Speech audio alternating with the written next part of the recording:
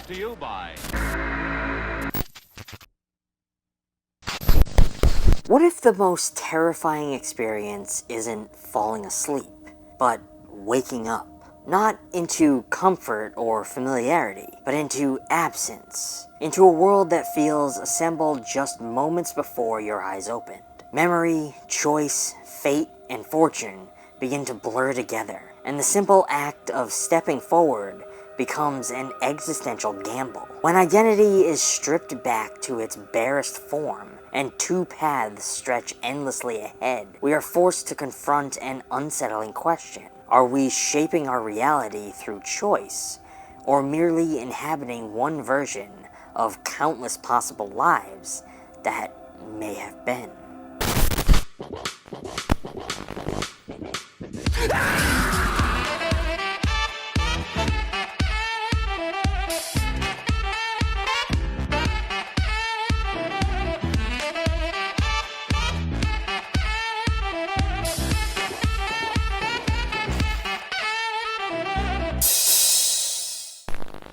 Hello friends, and welcome back to another ETF short film review. Matthew Gorman's Waking Up begins not with exposition, but with exposure. A woman opens her eyes beneath a harsh, unforgiving light. Not the gentle glow of a cinematic sunrise, but something more interrogative, more accusatory. The light does not comfort, it reveals. And what it reveals is absence. No memory, no context, no explanation for how she arrived in this barren field. The film's opening images become its thesis. Consciousness without narrative.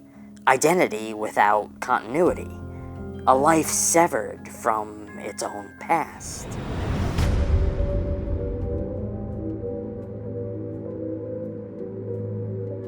Psychologically, this is one of the most unsettling states imaginable. Memory is not merely recollection, it is architecture. It tells us who we are by stitching together who we have been. When the protagonist wakes up without that stitching, she becomes unmoored, and so do we. The field around her, drab and melancholic, mirrors this internal emptiness. It is not lush or romantic. It feels suspended, like a liminal waiting room between realities. Before her lie two paths. This is not subtle symbolism, nor does it attempt to be. It is archetypal, almost mythic. The fork in the road has long represented choice, destiny, and self-determination. But here it is stripped of the comfort of knowing what either path represents. She must choose without memory, without any data, without a sense of self. In that sense, waking up becomes less about which path she takes, and more about the terrifying arbitrariness of decision-making itself. If we are the sum of our experiences, and those experiences are erased, then what guides our choices? Instinct? Fate? Cosmic randomness? The possible glimpse of Saturn hanging in the sky deepens this unease all the more. Saturn, in mythological and astrological traditions, is associated with time, karma, inevitability, and consequence. It is the planet of reckoning, the celestial embodiment of cause and effect. Its presence suggests that this is not simply a woman lost in a field, but a woman perhaps suspended within a larger cosmic mechanism. Is she being tested, judged, reset? The film subtly introduces idealism into this stark world. Having woken up here, events begin to align in her favor, most notably the surreal moment of winning the lottery. On the surface, this feels like wish fulfillment, a narrative correction, a reward. But psychologically, it destabilizes rather than reassures. If you wake up without memory and immediately fortune bends in your direction, what does that imply? Is this a second chance? A constructed reality designed for comfort? Or is it the manifestation of her unconscious desires? The mind attempting to build coherence where none exists? Idealism in this film feels artificial, almost too neat. It functions like a dream that knows it's being watched. The lottery win is not simply luck, it is suspicious luck. And suspicion is the dominant psychological state of this film. Every positive development feels slightly misaligned, as if the world is performing stability rather than embodying it. This tension is heightened by the film's commitment to mystery. Gorman presents us with bizarre moments, unanswered questions, and fragments of narrative possibility, but refuses to resolve any of it. The result is not confusion for confusion's sake, but something more existential. The film mirrors how reality often functions incomplete, unexplained, unresolved. We crave answers because answers anchor identity, yet waking up withholds them, forcing us to sit inside uncertainty alongside the protagonists. This refusal to explain becomes the film's most psychologically honest gesture. Life rarely provides exposition. We simply wake up each day in the middle of ongoing narratives, trying to assemble meaning from scattered pieces. The introduction of the alternative reality idea reframes everything that precedes it. Suddenly, the two paths at the beginning are not merely symbolic.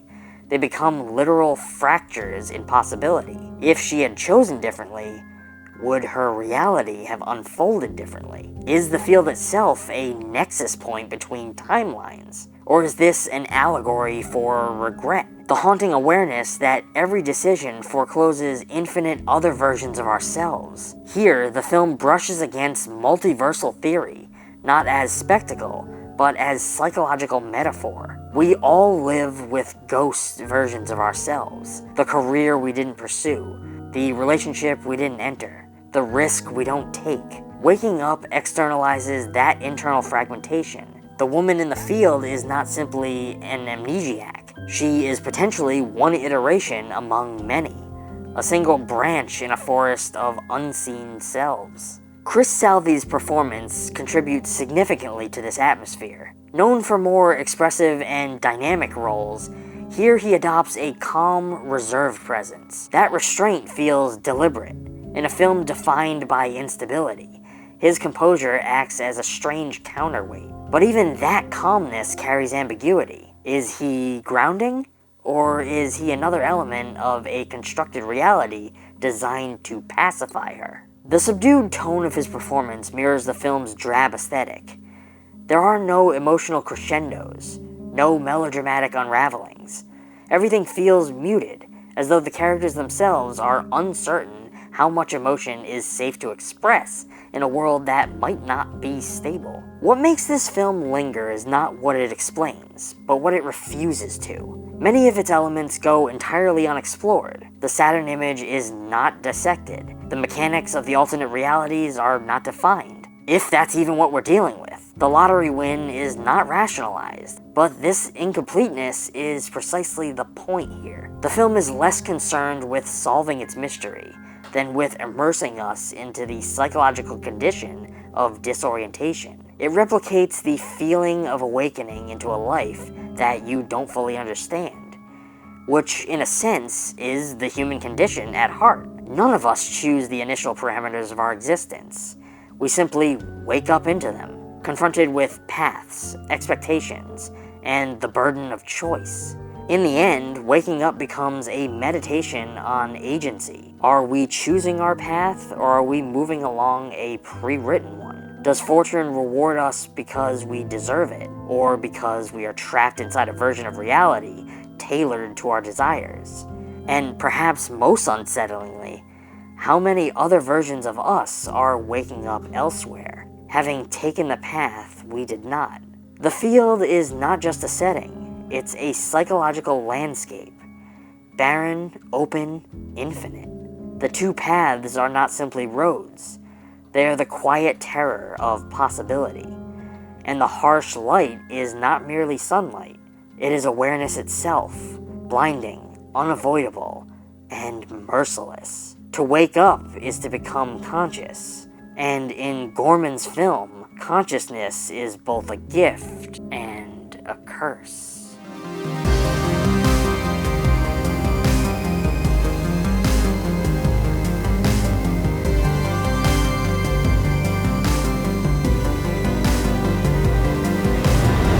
Well, friends, that's going to be all for now.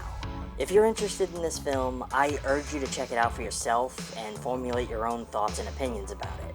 I hope you come share those thoughts in the comments. Let me know if there are any movies that you would like to see discussed on this channel.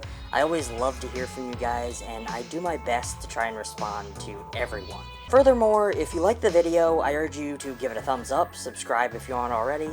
I know many of you watching aren't yet subscribed, so help support the channel. Subscribe. If you'd like to go the extra mile and support the channel even more, we do have a Patreon. And if you sign up for our Rated R tier level, you can get yourself access to the ETF Digital Archive. We get a lot of compliments about the VHS collection that you guys see in the background of almost all of our videos. Well, we have been hard at work slowly digitizing that collection and creating a place where we can share it with all of you. Thanks to the help of the Plex platform, one of this channel's sponsors, we can now do just that. This is our way of doing our part to help preserve that gritty, nostalgic VHS look and feeling before it's gone forever. So as a special thank you for becoming a Rated R tier member, you will be added to our ETF Archive Plex server, so that you can stream our VHS collection from anywhere at any time. It's basically like having a streaming service for VHS, which I think is pretty cool. We also have a Mercari store, where you can go and get yourself a little piece of the ETF archive. While collecting VHS, Blu-rays, and DVDs over many years, we wind up with lots of duplicates, and we unfortunately can't store them all. So on our Mercari shop, we have those for sale. Purchasing those not only expands your collection, but makes room for us to expand ours. All the links for everything are down in the description. Until next time, stay safe. And as always, thanks for watching.